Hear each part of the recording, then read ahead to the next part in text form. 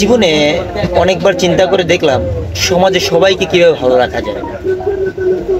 তখন রাস্তার মাঝেই একজন ভিক্ষুকের সাথে দেখা হলো।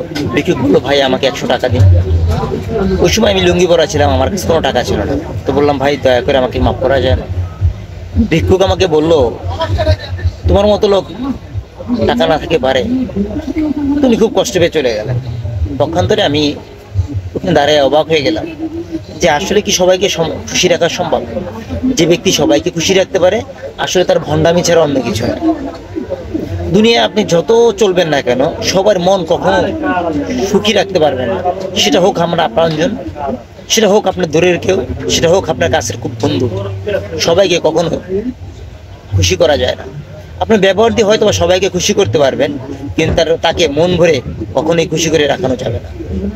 এটাই সত্য এবং এটাই বাস্তব।